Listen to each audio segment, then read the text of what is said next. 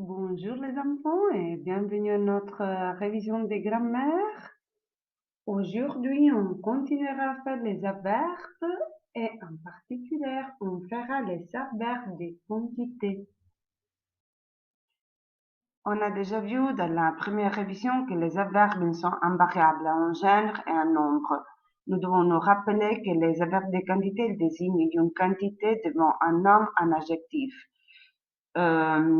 Deux exemples sont beaucoup, moins, peu, plus, très, trop. Les adverbes de quantité apportent une précision à un nom. Il est suivi de la préposition de apostrophe si le nom commence par une voyelle U, H muet. La maîtresse donne trop de devoirs. Dans cette phrase, trop précise devoir. Elle boit peu d'eau. Dans cette phrase, peu précise d'eau. Maintenant, on va voir les voleurs de quelques verbes de quantité. On prend des exemples. Par exemple, j'ai bu beaucoup d'eau.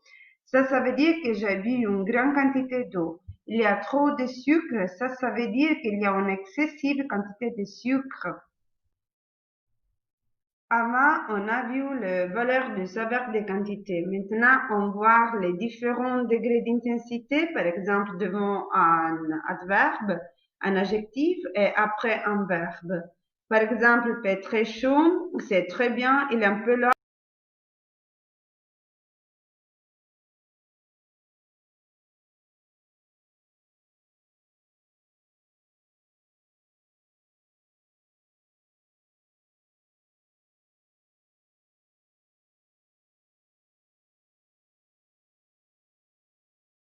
Voilà des exemples d'utilisation des adverbes de quantité avec le verbe pour ce qui concerne les temps simples. Par exemple, dans la phrase dans la semaine nous aurons fait, il va se placer après.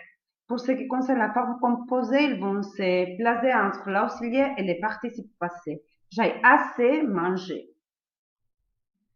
Maintenant, on verra comme les adverbes de quantité, il va modifier un adjectif ou un autre adverbe. Dans la phrase, ce tableau, c'est très beau. Il va modifier l'adjectif beau, donc il va avant beau. Tu es trop souvent en retard, il va renforcer souvent, donc il va avant souvent.